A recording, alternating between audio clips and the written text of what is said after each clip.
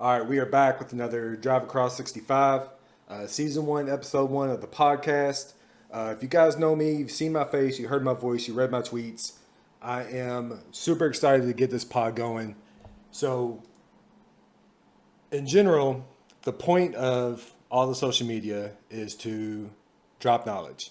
We want to give the public the advantage. The house has had the advantage as far as sports betting goes since beginning of time. We do our research. We do all the legwork you guys don't want to do. When I say we, I have what people call the Elon Musk of sports betting. Pete, introduce yourself. Guys, I assure you, I don't look like Elon Musk. I don't have his bank account either. But I do appreciate the shout. It's a hell of a compliment. Thank you, Josh. Known Josh for a long time now. We talk about this stuff all the time, and now y'all get to hear it. It's insane. So some of the knowledge I've gained from this guy, he's one of those evil geniuses with a photographic memory that he can just recite Yankees lineups from the 1995 World Series. If they went to the World Series in '95, I don't know. They did not. They did not. See what I'm saying? They did the next year. So between my big jock brain and his big brainy scientific brain, we're going to deliver so much content, so much knowledge. Our mission, our goal is for the public to win. We want to get you all there. We want to help build the bank accounts. We don't want to sell picks. I think that's some of the most ignorant. And let me get your perspective on this, okay? Yeah. You have people in different social media platforms writing, tweeting out $9.99, $25 a month, and you get your $5,000 guaranteed all-in max pick. And I think to myself, if you have $5,000 to bet on a sporting event, why do you need my $10 a month to subscribe to your email list, your email chain, in order to deliver that information? Why not give it out for free? It's the guise of expertise. I know more than you, therefore I'm worthy of your money. Then we're not going to be doing that. We're going to give you our take, and Josh and I are going to disagree sometimes. And you're going to listen to which one of us makes the most sense to you. And you're going to run with that information. I'm going to disagree with saying we're going to disagree. So we're already disagreeing. There you go. We're already there. Number one in the books. All right. So to lead off the podcast, now all the riffing is out of the way. We're going to start out with some futures. NFL, we're going to go, we're going to break it down by conference, by division. We're going to start with the AFC. We're going to give you some takes on what the teams are doing, what we think their team total is going to end up looking like, Super Bowl predictions eventually, division winners eventually. Like I said, we're stuffed full of knowledge. We've been doing our research, winning record proven. If like I said, if you're following along on Twitter, on YouTube, we've been posting picks for a long time. And again, I'm going to say this, you're going to hear me say it 100 times. The goal is to deliver the knowledge for free on a platform that people can absorb the information. Beat the sports book, man. That's it. They've been beating us. They've been kicking our butts for so long. We're going to beat the sports book, and we're going to start today. We're going to start NFL. We're going to start in the AFC. We're going to give you some team totals, maybe some fantasy guys to look out for. That'll be something that we can look at, absolutely. Yeah, some fantasy. My first hot take, just to cover it all, Travis Kelce, his performance is going to be down this year, I believe. I see that. I believe. You're going to have more eyes on him. You're going to have Mahomes going to have more options to throw to. Tyreek's good for 3 or 4 defenders. Well, he's the clear number one now, whereas before he could have been a 1A, 1B type with Tyreek Hill. They did add some guys, and I'm not trying to diss these guys, Juju, MVS. They're not Tyreek Hill. They're not Travis Kelce. Kelce is the number one option in that offense now. So he may actually get more looks from Mahomes. That doesn't necessarily translate to more production. Keep that in mind during the fantasy draft coming up, guys. That's the kind of content we want to deliver, and that's the kind of outside-the-box thinking y'all are going to hear from us. Give me a hot take on a fantasy prop or fantasy player this year that you see doing better than last year or worse, something to keep an eye on for the folks. I'm going to take something a little risky here. I'm going to go with Chase Edmonds, running back formerly of the Arizona Cardinals, now with the Miami Dolphins. He was one of the most efficient running backs last year. He just didn't see the ball a lot. And he had a guy like James Conner taking all the goal line carries. So his fantasy numbers didn't necessarily translate. The talent does. The offense he is going into does. Going into Miami, the Mike McDaniel run offense, he's been with the 49ers the past few years. And if you're paying any kind of attention, you know the Niners can run the football. The only potential snag is Raheem Mostert's presence. Raheem Mostert has been successful in this offense. Raheem Mostert also has trouble getting out of bed some days because he's always injured.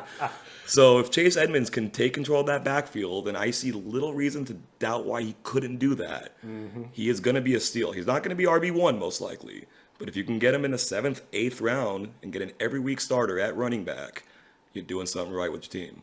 And anybody who's played fantasy definitely is very familiar with the term vulture touchdown. And he did. He got vultured a lot last year. It was sick. I like it. So, again, that's thinking outside the box, giving you guys a more clear vision of what we're looking at and what to look for. Trying to stick away from the chalk, from the ABCs. We're going to kick it off here with some team totals and some teams to watch out for. Not to be chalky, but we're going to start with the AFC East, Buffalo Bills, Super Bowl favorite. Got a couple notes on the Bills, Pete. So for starters, they lost their OC, Brian Daboll's Giant head coach now. Yes. Not a big transition for Josh Allen in my eyes. You got Ken Dorsey taking over at OC, was his quarterback coach. I don't see a lot of hiccups in that offense in the future. I think you'll see a replication, a duplicate of what we saw last year. Their team total is set at 11.5, minus 139 to take the over. I have the Bills dead set at 11, going 11-7, with a couple question marks towards the end, and we'll get to playoff pictures later. But one of the things we have to watch out for definitely is the first round bye and how teams will approach that being the 2 seed, and how that'll play out, how that'll shake out in the last game or two. Resting starters, that will definitely mix it up when we're talking about wins and losses totals. So you got the last 2 games of the year. You're looking at the Bengals and the Pats for the Bills. That they could be sitting at 11 wins, have a 2 seed locked up, and we don't know if they're going to decide to play it out for the 1 seed and get that bye, or the distance is going to be. What do you think, Pete? Well, you did mention something very important. The NFL only has 1 bye now. So it used to be if teams locked into them to 2 seed, then they would probably be okay with that and not go full throttle for that 1 seed. Now you're the 2 seed, you're playing opening weekend. And you need 3 wins to get to the Super Bowl.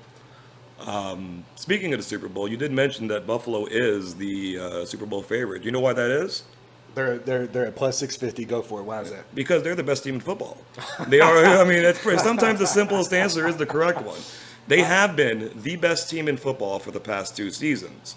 They have not been the most successful team in that time. They don't have the Super Bowl wins or appearances to show it. But talent-wise, it's there. I'm willing to bet talent over anything else. And you can say that there's a reason they're not winning Super Bowls, they're not being able to pull it together. I say the talent can come through. So we got them at 11.5. That's the correct line?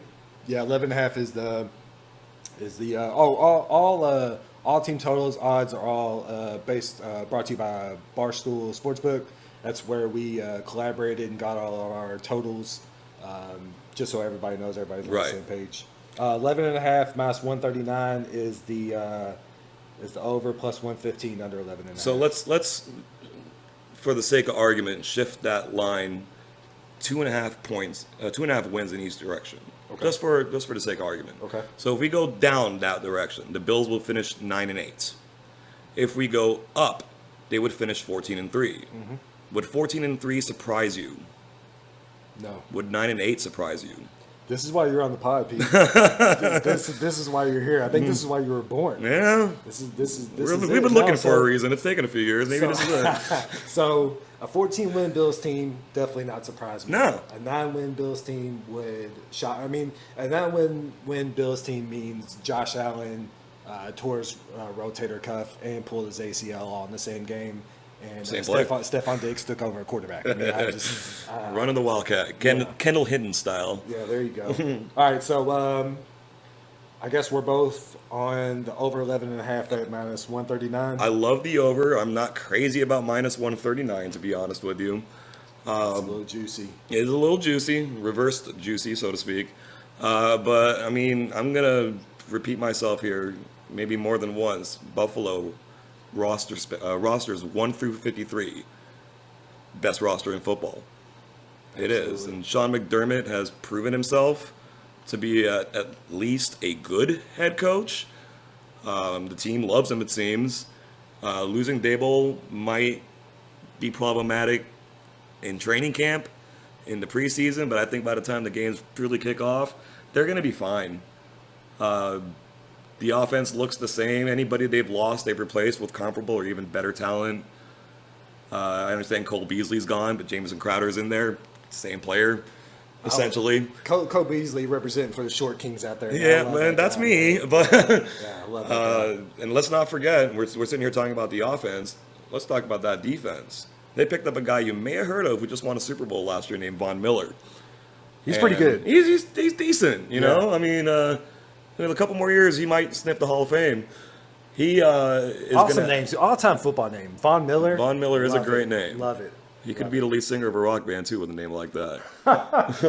But he's going to add to that pass rush. Gregory Rousseau, coming into his second year, had a good year last year, not a great year. With Von Miller on the other side of him, that could be something. The only potential hiccup I see on this team is losing Levi Wallace. They did draft Kyer Elam, and they have Teron Johnson coming back.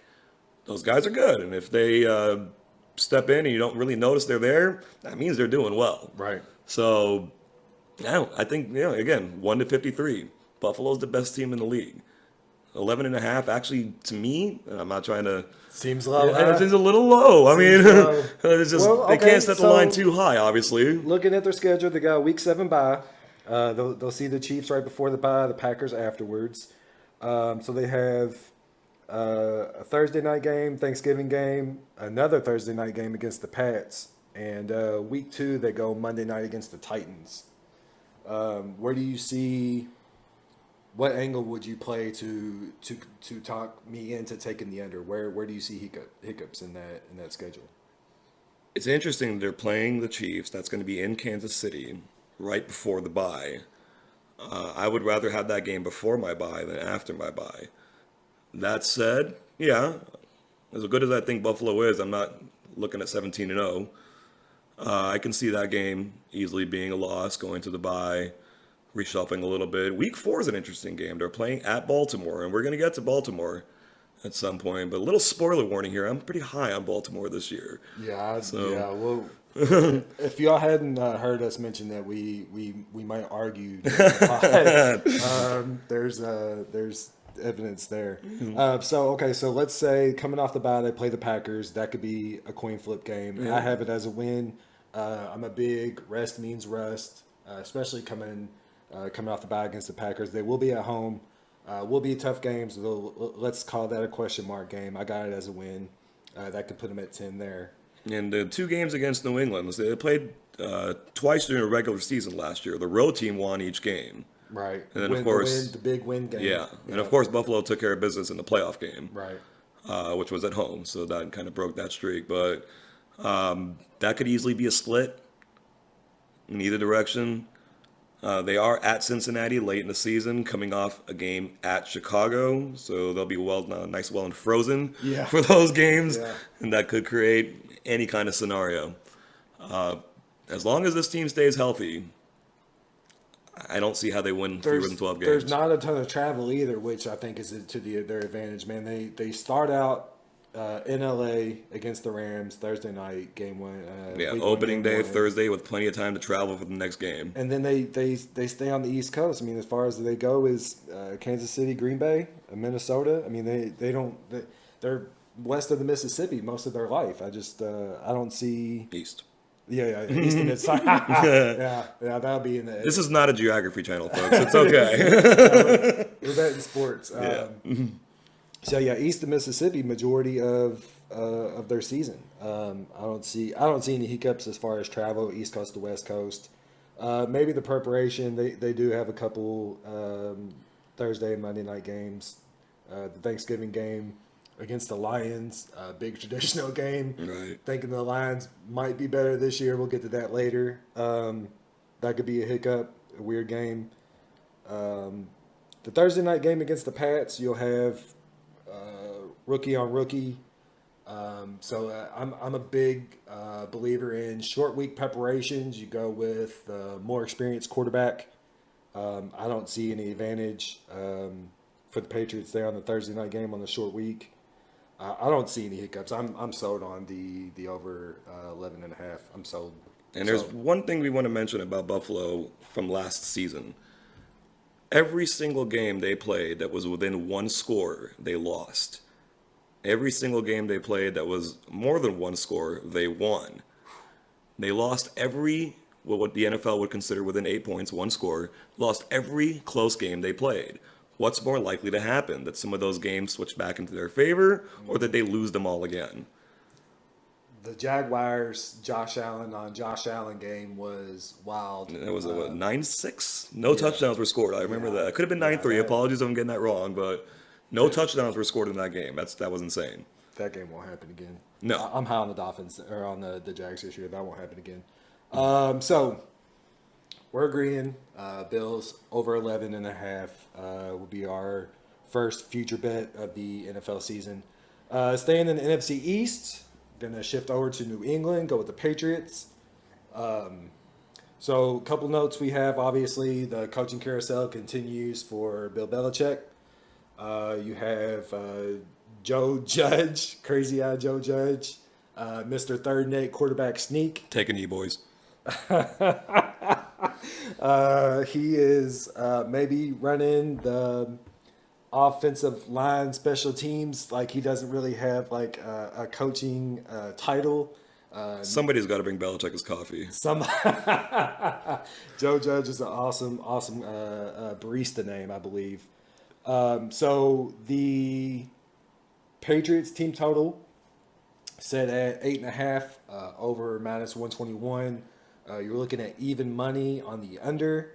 I got them deadlocked, and this is going to sound chalky out of the gate, guys. I promise you, we get more inventive. These first couple games are what they look like on paper. I'm down on the Patriots. I know Pete has a different angle at it, and I'll let him get to being wrong in a second. But I have them at 9 on the dot. That 8.5 taking the over at 121 is too juicy for me. I believe in Mac Jones. I'm never gonna turn my back to Bill Belichick. But looking at the schedule, like we had mentioned, they have a Monday night game, 2 Monday night games, the Thanksgiving game against the Vikings, a Saturday game against the Bengals. You get late in the season. We just talked about the Patriots and the Bills. That last game where the Patriots going to be fighting for a playoff spot. Are the Bills going to be resting starters, setting the 1 seed, or content with the 2 seed? It depends on how that situation shakes out. I could see over 8.5, paying the 121. I'm not a big fan of. Not knowing who their coordinators are on offense or defense. I mean, I'm a Matt Patricia guy, but nevertheless, Pete, I know you have a strong opinion on the Patriots, so I'm going to go stand in the corner and let you educate the people. I do have a strong opinion on the Patriots, and it starts with some of these guys you just mentioned, Joe Judge, Matt Patricia. And let me actually add Josh McDaniels to that list. All 3 of those guys have one thing in common. They left the Patriots, became head coaches, they didn't do so great, came back, and proved successful under Belichick. Well, let me rephrase that. Judge and Patricia are just coming back, so we don't know that that's going to happen. but I suspect it will.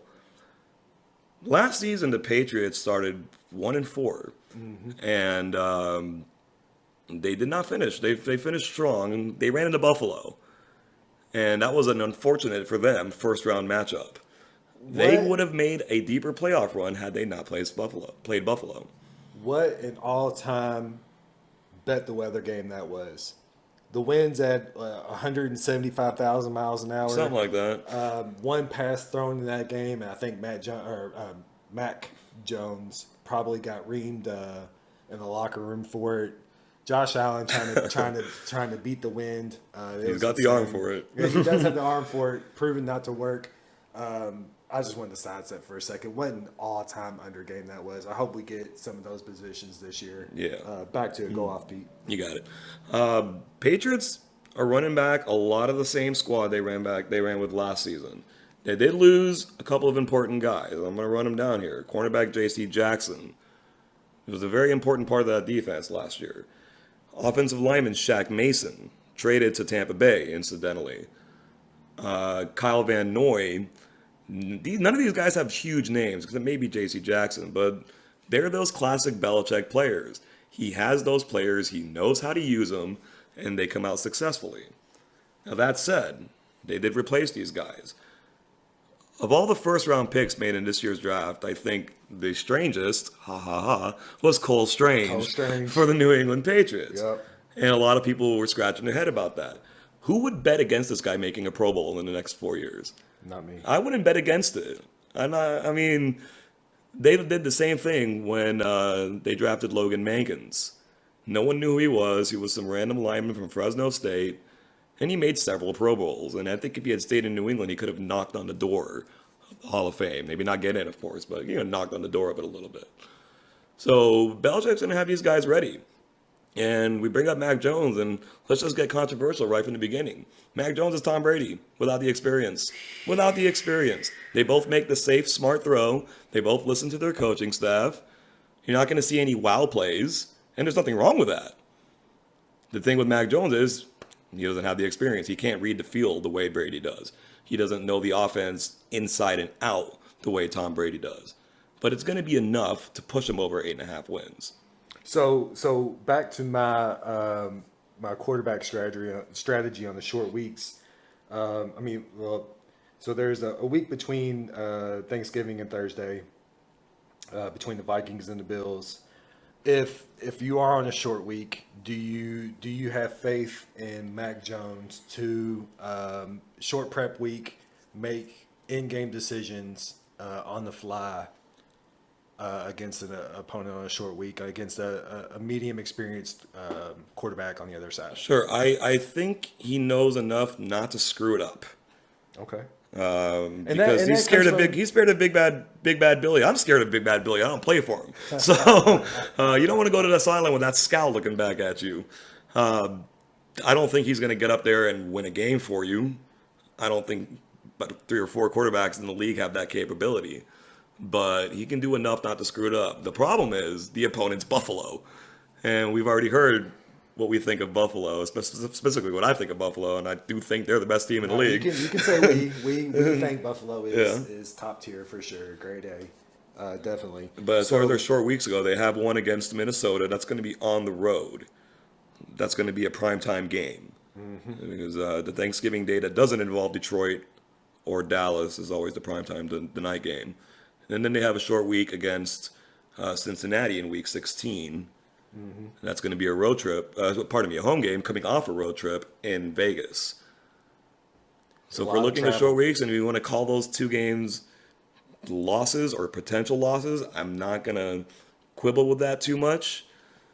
They won 10 games last year. I think they're a better team this year. I don't know how the total drops to 8.5. The under gives you even money. They want you betting the under. So they go Arizona. Do you think they stay on the West Coast that week and prep for the Raiders? I should think so. Okay. They're going to be in Phoenix and Vegas. Yeah. If I'm not mistaken, that's about a 4 or 5 hour drive. I'm sure they're driving. It's a Monday to Sunday game, so obviously a short prep week going there that factors into the 6-day week with the travel. I think they'll stay on the West Coast. So the travel may not affect them as much as it would the East Coast, West Coast Right. situation typically. So we have, you said you believe that the odds makers are enticing the under. Yes, Okay, and you like the over, I like the over. 8.5 at 121. I do. I'm a ride with you. I like the over. I got them right at 9. Like I said, how the last couple games shake out could get there. First two out of the gate, we got 2 overs for you guys, man. It's gonna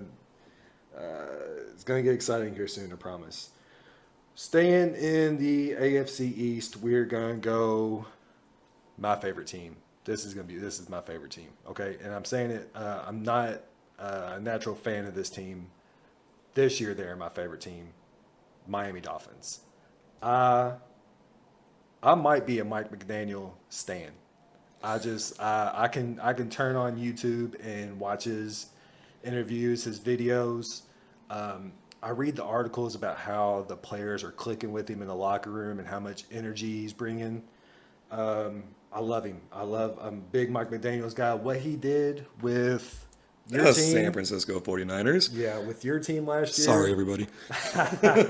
What he did with the Niners last year and helping transition that offense into success and getting their number one player the ball wasn't on paper. It doesn't look like it took a lot of effort, a lot of thinking, but for him to be able to perform that, I love it. I love him. He's a guru. He's certified GURU in my book.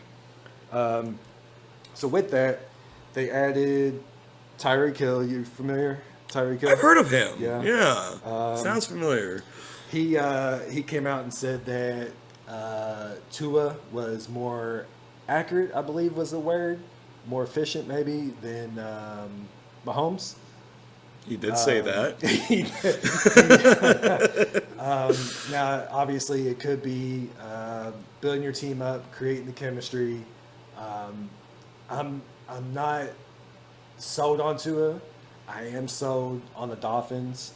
I know they went. They had that weird schedule last year. They lost 5, won 5. It just kept them broken even majority of the year. I think Mike McDaniels takes this team to a higher level this year. The offense is going to be booming. We're going to see a lot of waddling. Gonna love the waddle. The Waddle's pretty freaking tight. The Waddle's tight. I like it. I love it. Hill and Waddle out there with Tua. So interesting. Scanning the schedule. No Monday night games for the Dolphins. No faith in them being prime time. They do have a Thursday night game against the Bengals in Week 4. Pete, any thoughts? I don't disagree with everything you said, but I certainly don't agree with all of it. Now, I am not anti-Mike McDaniel at all. He is my dude. I was happy for him. I was happy for him to get a head coaching job. As a Niner fan, I was sad to lose him. That said, I do not recall in any sport that the team who won the off-season championship came around to win the next season real championship. And now we're not talking about championships here, of course, but the hype for Miami, it's there. I don't see it. Tyreek Hill is obviously a great player. I do not agree with this take on Tua versus Patrick Mahomes. I don't think I've seen any quarterback that can do the things Patrick Mahomes can do. And comparing him to a star quarterback is tough. Tua, I mean, cool. You got a new homie. He's your teammate. He's your quarterback. I'm almost quoting Terrell Owens here, but That's my guy. That's my guy. That's my quarterback. I'm not buying into Tua, and I think the defense for Miami is solid. Can they get to the quarterback? If they can't get to the quarterback, then all those studs in the secondary get diminished. Can you run the ball on them? I think you can. Buffalo, New England, and the Jets are all in that division to varying degrees, can all run the football. They got other teams, even a team like Chicago on their schedule. Chicago can run the ball. They can run the ball with a quarterback. They can run the ball with their quarterback. and they're playing the 49ers. The 49ers could run the ball. 8.5, and see, we're in this situation again where the under is actually giving you positive juice. You're getting plus 110 for a Miami under. That tells me the book wants you to bet them. For them to have the same win total as the Patriots, to me, is almost laughable. Miami under 8.5. Pete, let me tell you something, okay? Talk to me. First of all, Mike McDaniels. I love him. All right. Second of all, Waddle. I love the waddle. Third of all, the Cheetah. I'm going over 8.5. I'm going to pay the 1.3 units. I love it. I got these guys at 10 wins, okay? I have them at 10 wins. They got a week 11 bye. I love that bye. Late middle of the season, if you have to hit the reset button, you got injuries. If you need to revamp, I think week 11 is a perfect spot. Coming out of that bye, they got the Houston Texans. It's a punching bag team. Going into the bye, you have the Browns. There's 2 wins on either end of the bye that you're not going to have to kill yourself to get. So it could feel like a 3-week bye right there. You know what I mean? Miami goes on a little vacation there around their bye week. Mm-hmm. Open up against the Patriots at home. They go up to Baltimore. They have one Thursday night game. Everything else is Sunday, Thursday night against the Bengals. What's your feelings about that Thursday night game, Pete? Short turnaround, road trip. Miami-Cincinnati is not exactly around the corner. They'll be playing the Bills the week before. I think this is where the skids come in on the season. Okay. So we got Pete has them at under 8.5. I love them. I'm taking the over. I got them at 10 wins. So here's one thing I'm actually hoping for right now. If we're on YouTube or if you're listening right now, I hope we already have a lot of comments about what I just said earlier about the juice on this Miami bet, because I did get my eyes a little twisted. You are actually getting the positive juice on what I like, on the under. If we have a lot of comments, that means we've got a lot of listeners. Right, so thank you very much. Right. But I am actually going with the plus 110. And we're reversing what I said about the book wanting you to bet it. Miami has the off-season hype. It won't translate to the field. Yeah, and forget my penmanship. That wasn't Pete's fault. My pluses and my minuses look like 9s and 4s. You can't tell the difference between them. All right, so we are last team in the AFC East. We are going to the Jets. Jets, Jets. And that was it on the Jets, guys. So we're going to head to the AFC. Another head coach that came from the 49ers, Robert Saleh. I love the dude. Same situation. I was sad to see him go, but happy to see him get a head coaching job. I prayed it was any team other than the Jets, but the man's got to take the job that's in front of him. So, yeah, Zach Wilson, a quarterback, still young guy, remains unproven. So, interesting fact about the Jets. So, more bets have been placed on their team total over 5.5. The sports book is carrying more handle on that bet than any other team totals. Why, Pete? Well, Jets fans are crazy. Okay. I was married to one. There you go. Keyword was. The total's pretty low. It was 5.5 when all that was going down, yes? Yeah. And it's bumped up to 6. It moved to 6, so you're looking at the current total right now is 6 at under is minus 115. You can get over for about even money. Where do you see... by the way, so that quote's coming from David Purdom off ESPN's staff reporter, just so the correct credentials can get delivered as far as the bets being made on that team total over. So where do you see 5 wins or 6 wins on this schedule? So they have 17 games this season. 4 of them are going to be against Buffalo and New England. I don't see them winning either of those games. Okay. So I got them right there at 0-4. Okay. So they want to win 6 games. They have to go 6-7 the rest of the way. So we're talking about the Jets as a 500 football team. I don't know what year it is. 2009. That could have been a thing. Not so much right now. The Jets. Who's their best player? Their head coach. Maybe. He looks like he still rocks some helmets. He looks like he could be their starting linebacker. And no disrespect to any of their starting linebackers, they could all kick my ass. But I just don't know who is the standout on the Jets. And you don't need a standout necessarily, but who on that team makes the Pro Bowl this year? So let me. I'm not going to answer that question because I can't. I don't think we can. I'm going to take a different approach, and I'm going to go. Who can this team beat? This team can beat the Browns. They can, and the Browns, of course, are a giant question mark. But Correct. This team can beat the Steelers. They could. And Pittsburgh just invaded my living room or holding That me game's early in the hostage. season. The weather won't necessarily be a factor. Late in the season, I think the Seahawks are going to be a dumpster fire. They have them in week 17. There's 3 wins. Can they beat the Lions? I haven't looked at the line. I'm going to say the line's pretty close. It's That's late in the season at home. it's at home. It's going to be outside. Lions are going to have to travel.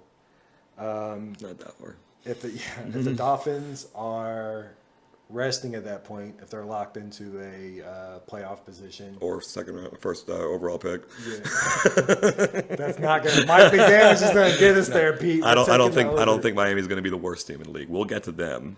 Okay, so 4, I can see 4. Now, where you said the Jets fans are insane.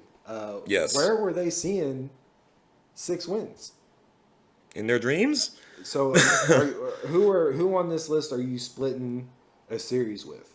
That you could say, okay, well, we played them twice. They got us the first time. We're gonna have the upper hand the second time. I mean, the only other team outside of Buffalo and New England would be Miami. And I'm not high on Miami, as we just listened to, but I think they at least split with the Jets. At least. They could even sweep. I could see the Jets going 0-6 in the division. A weird Thursday night game against the Jags.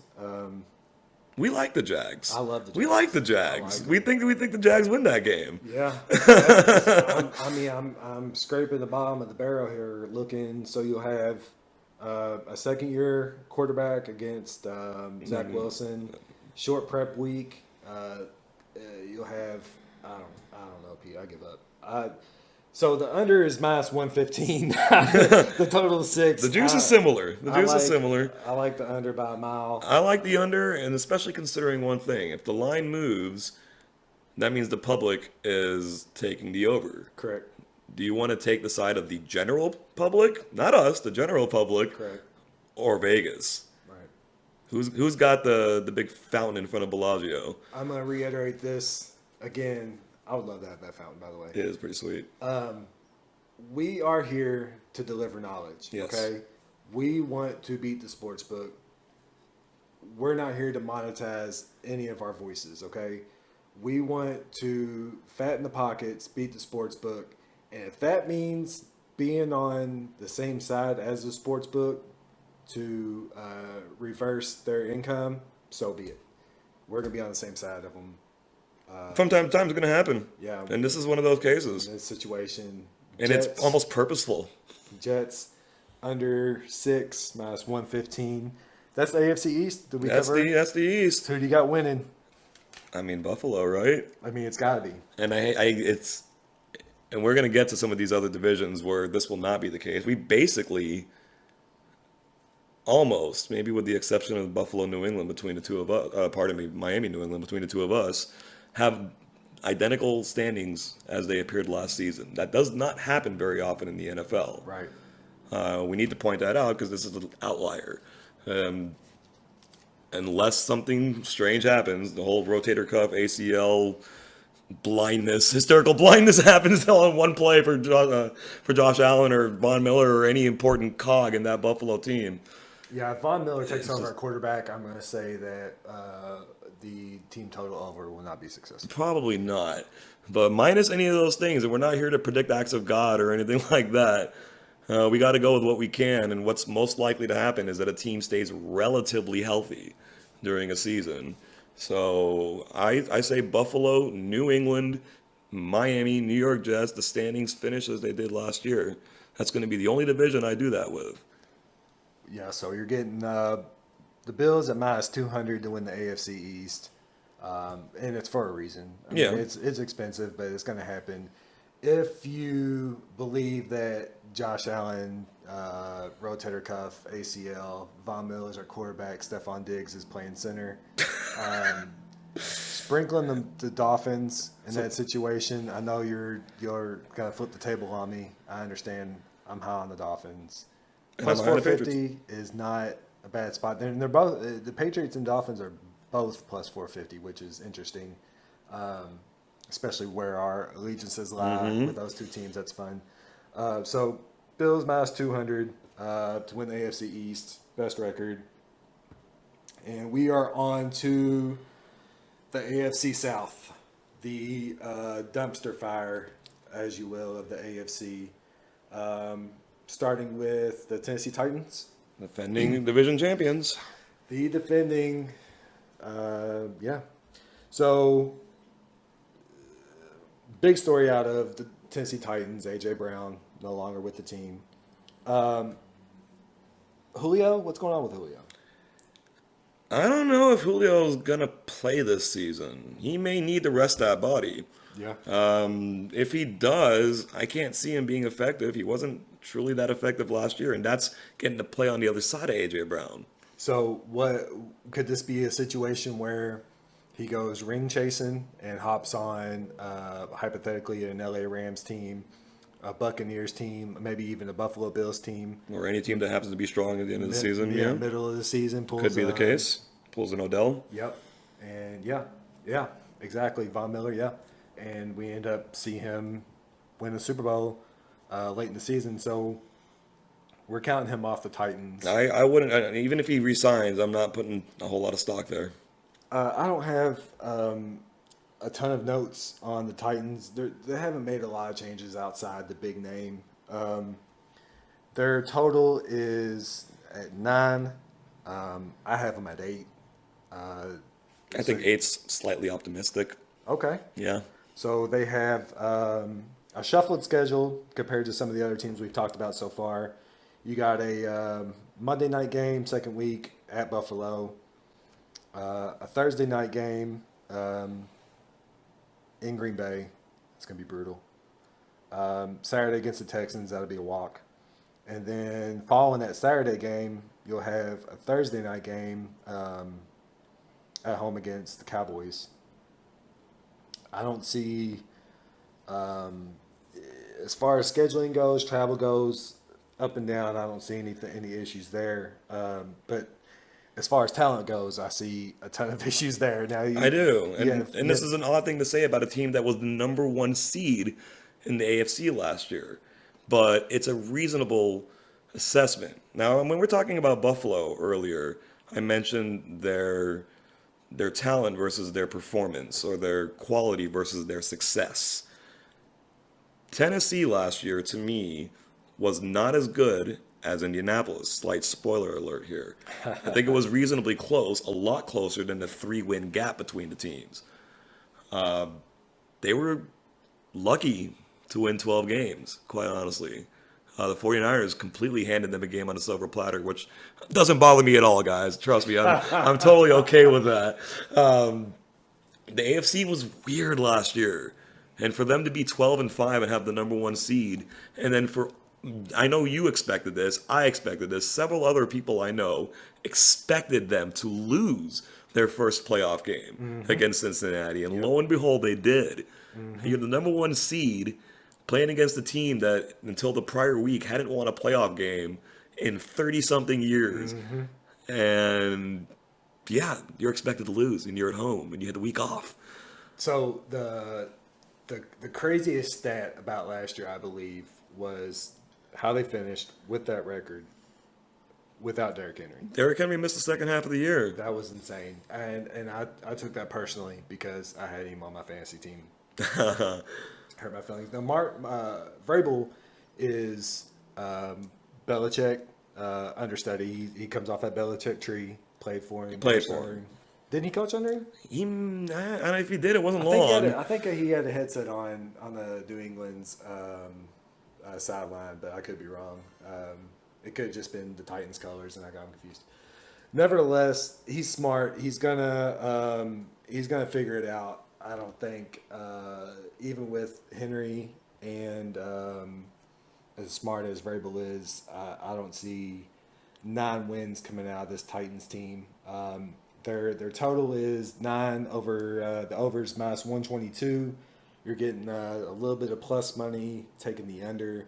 I got them at 8 wins. I like the under. I like the under a lot. Worst case scenario, you're going to push the 9. What do you got for me, Pete? So the clarification on Mike Vrabel is we had to look this up. We look like encyclopedias, but we aren't actually encyclopedias. We do have to look things up sometimes. He coached with the Texans for quite a while. Before that, he was coaching with Ohio State, which is his alma mater, of course. So he never actually coached under Belichick, so he doesn't fall under that. That's where it was. I saw him on the sideline. But I would almost certainly imagine that Belichick was his first influence when it comes to being a coach. But all that said, let's play a little bit of the same game that we play with Buffalo. A 12-4 Titan team, which would be 3 wins higher than the line currently projects. They'd be 12-5, pardon me. Or if you go 3 in the other way, it'd be 6-11. I'd be more surprised, much more surprised by 12-5, even though that's where they finished last season. I can see the Titans being 6-11. The game by game may not spit that out, but I can see this team getting into a funk and losing 2 games that maybe on paper they should win. Something like the Eagles, the Jaguars. I'm actually pretty high on the Eagles, that said. I can see them losing to the Texans. Why not?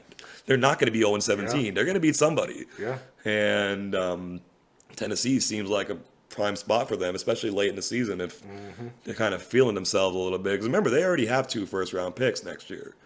The Texans do. They have their own, and they have Cleveland. So the idea of them losing to get a higher draft pick doesn't come into play like it might with other teams. Yeah, tanking might not be on the menu. So Tennessee under. I'll stamp it. I got them at 8, and that's with splitting the series with the Colts and beating the Texans twice. The Texans slip up. Texans are gonna have a defense. Okay, we're gonna get to the Texans in a second, and Lovie Smith taking over. They're gonna have a defense. When you get into these weird conference division games, anything can happen. You play a team twice. Neither one of you have explosive offenses minus Derrick Henry. If it's going to be a defensive battle, I give the edge to the Texans. I would too. So, like I said, I got them at 8, and that's beating the Texans twice. I like the under for the plus money, and we finally found a bet that wasn't chalky. Yep. The team total under. Give it up for us. We are not just riding the chalk here, guys. We are riding the lightning, though. Yeah. Yeah. So next up, we have the newly revamped, sort of, Indianapolis Colts with the newly revamped, sort of, Matt Ryan. Couple notes on the Colts. So they have their new DC in Gus Bradley. If you recognize the name, he was the brainchild of the Legion of Doom back in the Seahawk days. So to start the season, Darius Leonard has a question mark next to him, and he's the heart and soul of that defense, right? We all watch Hard Knocks. We know Darius Leonard is the heart and soul of that defense. So their new DC, or their DC went to the Bears. Like I said, was replaced by Gus Bradley. Matt Eberflus. Yeah. I hope I said his name right. Yeah, probably not. 50-50. So Matt Ryan, obviously, I'm not going to say obviously. I'm actually going to ask this question. Is he a Hall of Famer? I am a picky Hall of Fame guy. Okay. I'm a 1% guy, and no, that's So not to you're say saying that. Not to say there's that he's not a Hall of Very good. so And that sounds like an insult, but it really isn't. There's a lot of guys that are in the Hall of Fame in a lot of sports that I necessarily wouldn't have there. I am a bit of a hardliner when it comes to the Hall of Fame. If Matt Ryan gets into the Hall of Fame, will I pick it out and can't? No. so I might do that for Eli Manning though. you're saying, yeah. Oh gosh. So you're saying there's a 28% chance that he doesn't get in, 3% chance that he does, with a 69% chance of a maybe. Is that a 28-3? Is that what we're going with? Sure, then hit up to 100. I think he's good for this team. That's the key point here. Did you miss that reference just now? Did that go over your head, Pete? It might have. 28-3? Oh. You can't see me right now, but there's one. There is just one. There asked. is I one. just saw Pete. There is a single tear trickling down my eye, and if I had shaven this morning, it would have gone all. I did get to stop it with the fuzz here. Quick story: I had money on the Falcons to win that game, money line, and we know what happened. Let's talk about the conversation today.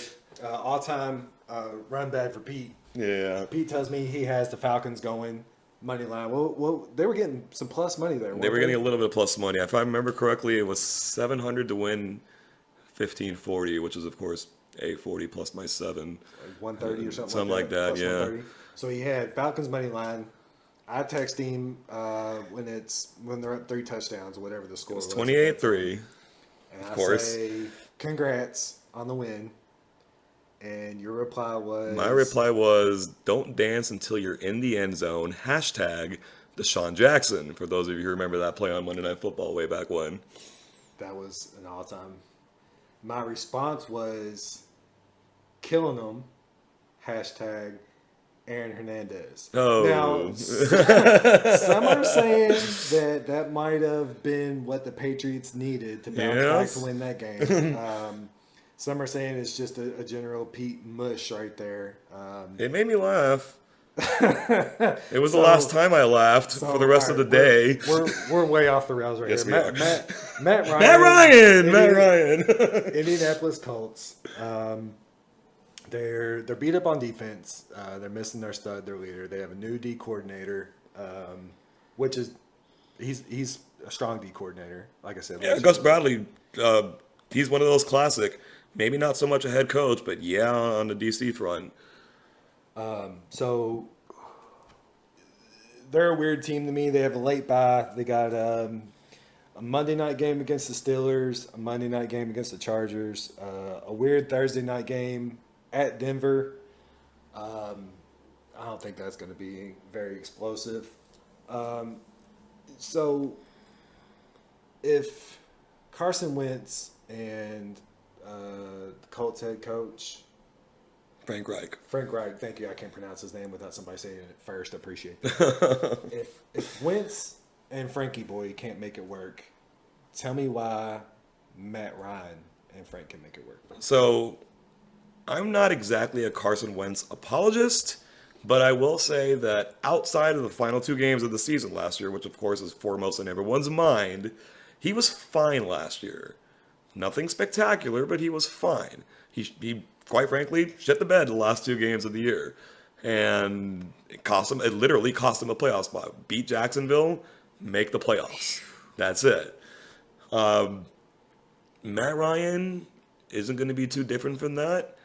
He won't make those kind of mistakes. I'm of the mind that the quarterback's first job is the same as a doctor's. First, do no harm. If you can do that, if you can lean on the reasonable... I mean, obviously Jonathan Taylor's a stud. Part of that's that great offensive line.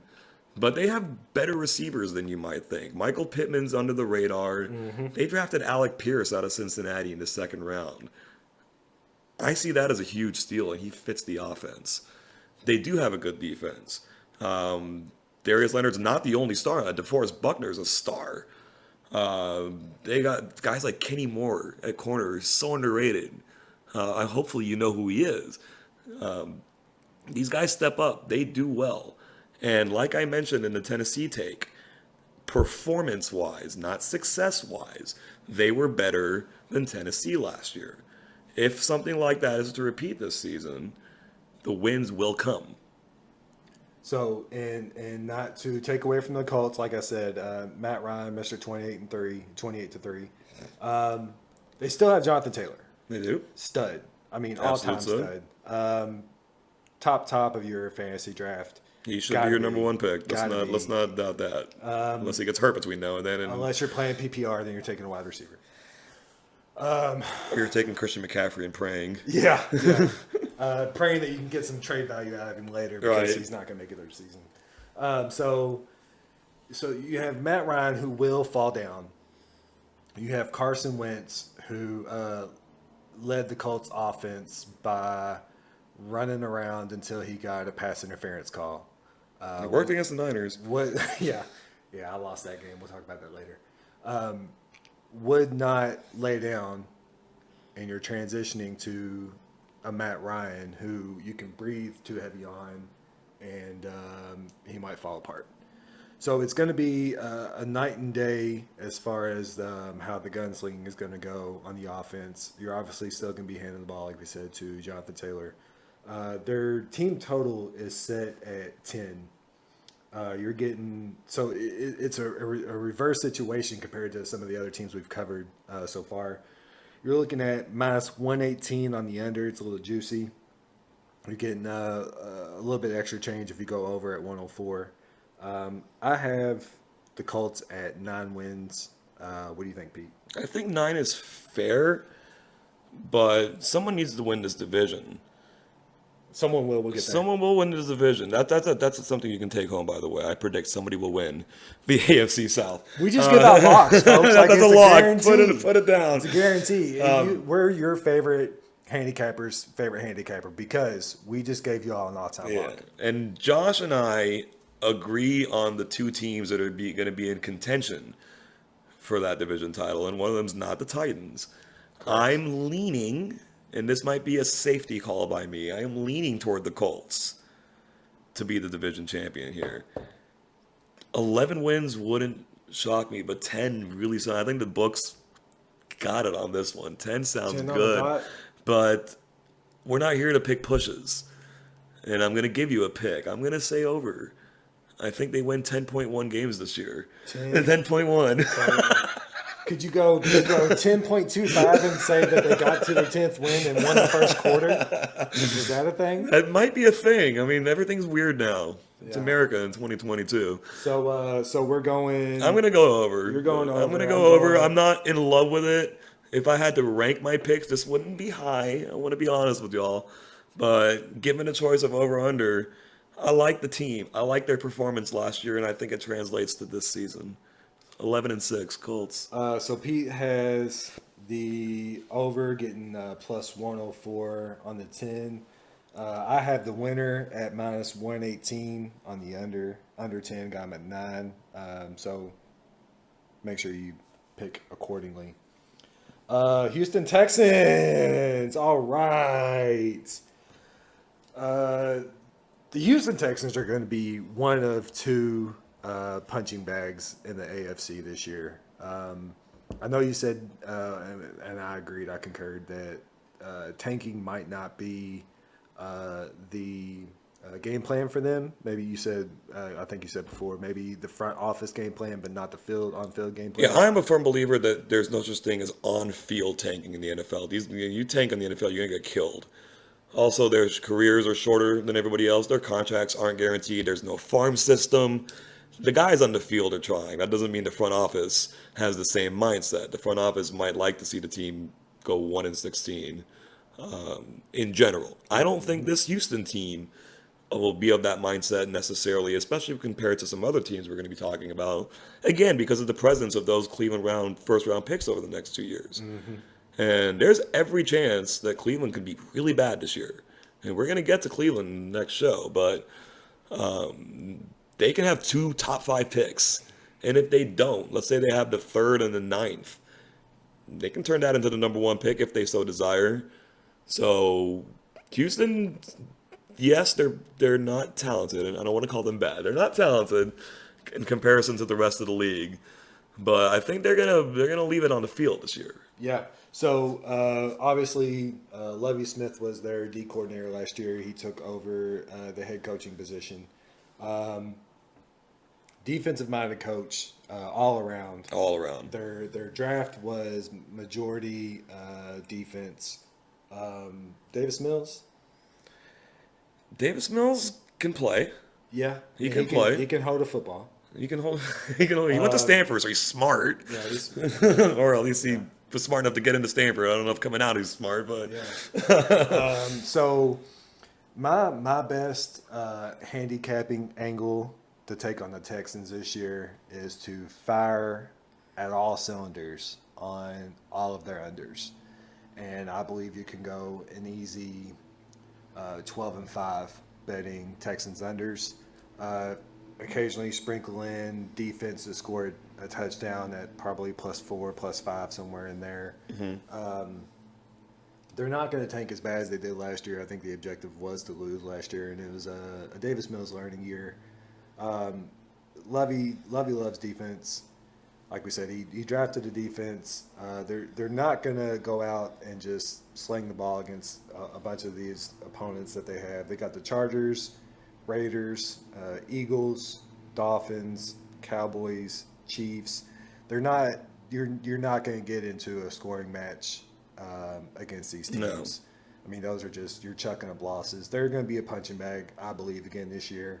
Even if it's not the on-field plan to tank, and it is just a concept built out of the front offices, you still have to have the talent to win. And I don't. On the offensive side, especially, I don't think they're there. Go ahead. they look to me like this year's version of last year's Detroit Lions. They're gonna play their hearts out. They're gonna be in some games you don't think they should be, that they're ultimately gonna lose. That Lions team last year went 3-13-1. Now it's hard to predict ties, of course. So if we're gonna flip that tie to a loss, to say the Texans go 3-14 this year doesn't seem out of the realm of possibility. Not for lack of effort. Players seem to love Lovey. The Bears, when he was over there, they loved him. Great beard on him. He's grown. His beard, the beard game is strong. Outstanding. When I saw it for the first time, it threw me for a loop. It took me a second to get used to it, but he sold me on it. Yeah. I mean, Far cry from his Chicago days, for sure. right. And God bless Lovey again. He seems like a wonderful guy. Knows defense left and right. Not sure about his head coaching ability. Not sure about the front office. We did talk about their draft. They're sitting there with the number 3 pick. And they took Derek Stingley over Sauce Gardner. Time will tell. Not the pick I would have made. Stingley does have a lot of natural talent, but Sauce just looks like the real deal. So that pick, what does that pick tell you about what the GM's plans? And I'm not going to try to pronounce his name either because Nick Caserio. thank you. He's a Patriot guy, right? Yes. He has to have a vision. He didn't come out of the Patriot system to go to Houston to lose, right? Of course not. You're taking the defender at number 3. What do you think he sat in the office and talked with Coach Smith and said, this is what we're going to do? What does that pick tell you about? So Stingley, more so than Gardner, in the eyes of most evaluators, has that potential. Based on what he did his freshman season at LSU, he looked like a future NFL star. It hasn't persisted. And they're banking on that potential returning. And he's returning to form and becoming a shutdown type corner like Darrelle Revis, who they didn't have in New England early in his career, but they played against him. Right. Ironically, if they wanted that, Sauce, I think, was the guy. I think they rolled the dice. There's nothing wrong with rolling the dice, but I think they rolled them in such a way that it wasn't in their favor. And I think they reached with their other first-round pick, too. If we're going to just compare position to position, they draft Kenyon Green when Zion Johnson's sitting there. It's the same position. I'm not saying they had to draft that position, but since they did, taking a guy like Kenyon Green over a guy like Zion Johnson, who's played across the entire line more successfully than Green has, I'm not sure they're making the picks they need, especially for this season, to get over 4.5. And that doesn't sound very nice of me to say, but I see the 4.5 is too high. So, all right. So, interesting fact about this Texan schedule: not a single, not a single primetime game. Obviously, Wow. I thought everything was required one. if you want to double check the schedule, I don't know. I mean, I could admit if I missed it, I apologize to everybody. A fun fact: they are the only team to face 3 teams coming off their bye week. that's brutal. We did this in, I say we, teams did this against my high school team in football. They planned all their homecomings against us. Really? That way they could celebrate homecoming because we were awful. So it's not by design, but it is pretty ironic. If I stick with the rest makes rest, I could find 4 wins for the Texans, just based solely off defense. 4.5. 4.5, I don't think is a reachable goal. Pete, what do you got? It's a reachable goal because they're gonna play their little hearts out, so to speak. 3-14 in contention for the number 1 pick. We have a live fact check going here. We got a Thursday night game against the Eagles. Is that what I just That's saw? what it Did I was, miss it? yes. Okay. That's okay. That's the one. They will be at home. It's at home against the Eagles. Doesn't count. They're still going to lose. It doesn't count, man. Davis Mills against the Eagles team. It's not. There's always the possibility they're in it late in the season and they flex week 18 to a primetime game. So- I couldn't get through a sentence. I'm sorry. 4.5 is the total. You're getting 110 over under either way. Yeah. If you're a defense wins championship guy, you could take the over 5 or over 4.5 and find 5 wins. I think the NFL is too scoring driven nowadays. I think points are going to win you games, and I don't think the Texans are going to put them up. I'm going to take the under 4 for the 110. I'm going to take the under 4.5 and contention for the number 1 overall pick. Contention for the number 1 overall pick. Brings us to the Jags. We're going to wrap up with the Jags. Wrap it up. Season 1, episode 1 coming to an end. I'm already sad. Oh, I love this Jags team. you seem to love them. I want to hear this. Love this Jags team. So we got Doug Peterson taking over. Don't know if you've ever heard of that name. He may have won a Super Bowl. Is that correct, Doug Peterson? With a backup quarterback, he's got a statue or something. Doug Peterson. So in front of his name it says Super Bowl winning head coach Doug Peterson. It absolutely does. For the Jacksonville Can Jaguars. never be taken away. Just making sure. It does. Big draft and trade Trayvon Walker. Big pickup for them. Defense is going to be solid. You still got, we mentioned earlier, Josh Allen. He's even come out and said he needs to help the young guys grow. He needs to grow himself. He needs to improve. I'm a big Josh Allen guy. I love this defense. I think that their quarterback, oh my gosh, I'm blanking on the last game. He's so beautiful. How can't you took- remember him? It took me the last game to blank He's out. beautiful. Oh my gosh, He's it is Trevor long. Lawrence. Trevor Lawrence. Thank you so much. It stars in your eyes. It's understandable. It took me 8 teams to draw a blank, guys. I'm proud of that stat. Travis Etienne, am I going to say Etienne. that correctly too? I think they take big steps this year. I think Doug Peterson shapes them up. I think the AFC South, contrary to Pete's belief, is wide open. So the Jags team total is set at 6.5. You could take under at minus 134. Over at about even money, 104.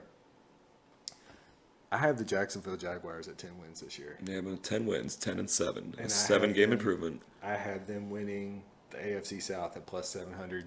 Go ahead and cash your tickets, folks. And you know what? I love it. I don't agree with it. I love it. Plus 700 is the right price to jump on a bet like this. Almost every year, if I'm not mistaken, in the NFL, there may be a few exceptions, but almost every year, you have a team that goes from worst to first. It's easier to do with only 4 teams, a little bit more turnover in the NFL. It's never happened where all the teams that made it, especially since 2002 when they went to 4 divisions, that all the teams that made the playoffs last year made it this year too. Someone's going to step up. And you can find many worse candidates than Jacksonville. So let's do that real quick. Okay, so it's not going to be the Texans. Everybody's on board, correct? It's not going to be the Texans. Well, the Texans didn't finish last. Oh, we're just talking about going to the playoffs. Yeah, I'm not seeing it with the Texans. Let's talk about winning the AFC South for a second. The Texans would draw up my jaw. The Colts are, like I said, beat up on defense. I'm not sold on Matt Ryan being the guy to deliver them to the promised land. I'm very convinced that the Titans took a step backwards this year. We definitely agree on that. Losing their wide receivers like they did. And I believe the Jags, good draft. They improved their offensive line. They're young guys, sophomore season, going to take big steps. I think it's the Jags' AFC South to lose. I think it's their conference, their division to lose. And I only disagree with you because of the presence of the Colts. The 6.5 number is like a reheated Little Caesars pizza. I love it. Which is the official sponsor of the NFL. Did you know that going into that sentence? I may have. I just love reheated. I will buy a Little Caesars pizza, put it in the fridge, and forget about it for a day so I can reheat the sucker.